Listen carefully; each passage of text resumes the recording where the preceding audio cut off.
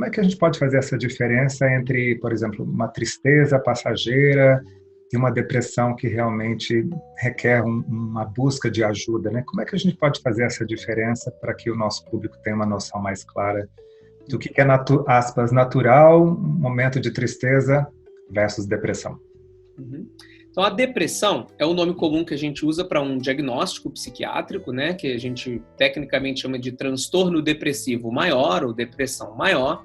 Ela pode fazer parte de vários outros transtornos, então o paciente pode ter o transtorno bipolar e se apresentar com depressão, um paciente com qualquer outro diagnóstico de ansiedade, de outros problemas, como por exemplo transtornos do desenvolvimento, também pode apresentar um quadro de depressão. Então, ele é um quadro clínico.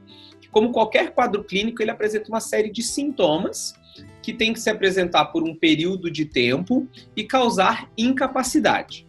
No caso da depressão, ela é um transtorno do humor, né? Então, ela vai se apresentar principalmente com alterações do humor e da afetividade, do ponto de vista emocional.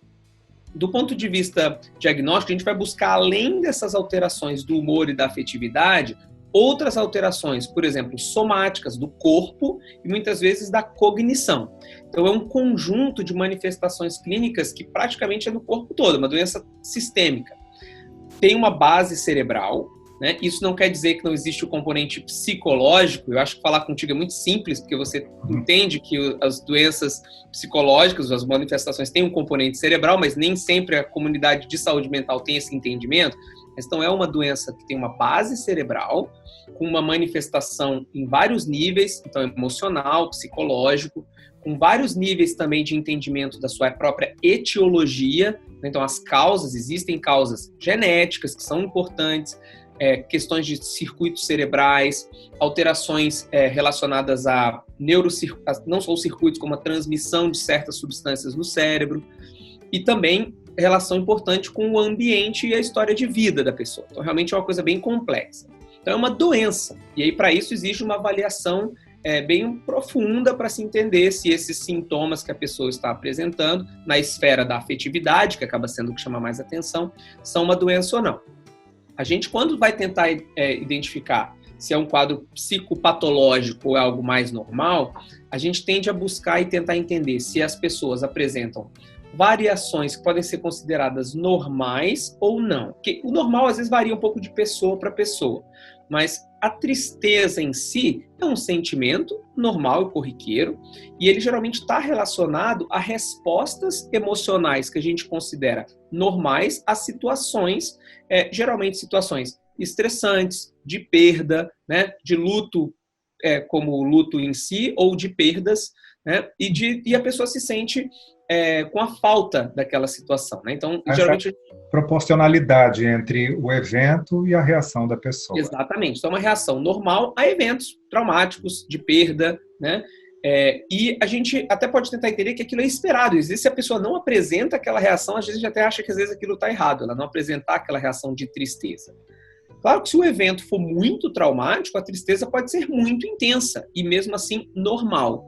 E aí a gente começa a tentar entender esse outro critério, que é um critério de duração, se realmente dura muito tempo, vários dias, eventualmente semanas, se está presente o tempo todo ao longo do dia, né, ou se tem alguma variação, se a pessoa é capaz de melhorar com alguns estímulos externos, né, com algum reforço positivo, com alguma situação boa que acontece, ela consegue ter uma reatividade do humor, que tende a ser mais prevalente quando a pessoa ainda não está tão adoecida.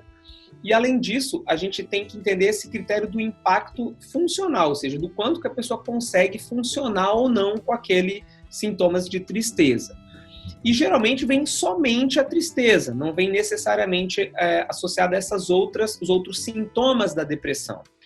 Acho que a gente pode comentar um pouco, né? Então, a gente vai ter, além da tristeza mais profunda, pervasiva, né? O termo que a gente usa, fica o tempo todo...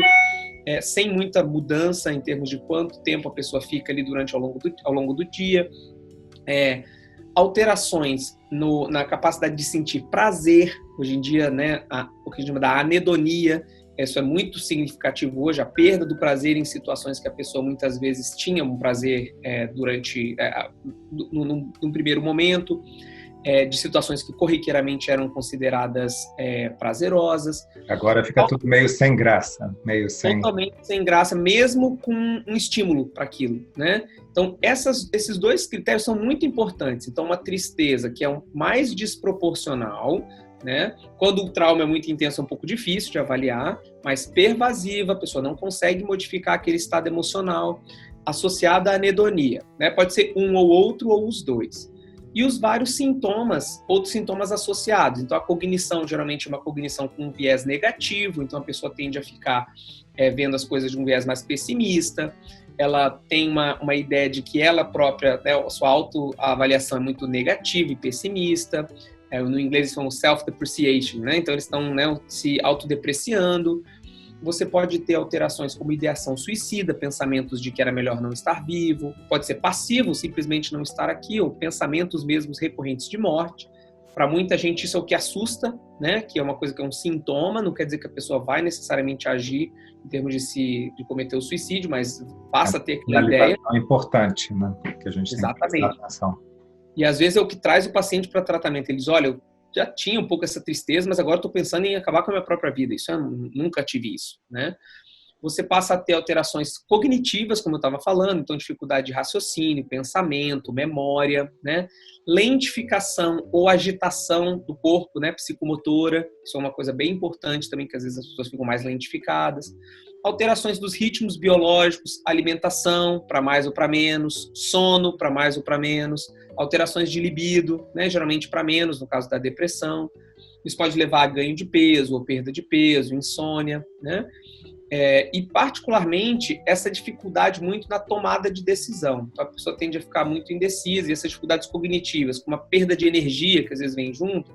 Então, realmente é uma síndrome clínica que pode ser bastante heterogênea, porque você pode ter combinações bem diferentes, mas o quadro principal é geralmente uma alteração, uma tristeza muito intensa e pervasiva ou a perda do prazer, com mais alguns desses outros sintomas, né? De novo, isso pode fazer parte de um quadro depressivo somente ou de outros transtornos mentais, uso de substâncias, problemas clínicos que às vezes acontecem. Então, por isso que a avaliação médica muitas vezes é importante, mas em muitos casos quem vai detectar, às vezes vai ser um outro profissional de saúde, às vezes um não médico, um médico de outra especialidade, um psicólogo, um assistente social, um enfermeiro, né, que vai muitas vezes o paciente vai relatar esses sintomas e é importante, se houver uma perda de funcionalidade, um impacto significativo na vida da pessoa, realmente encaminhar para uma avaliação.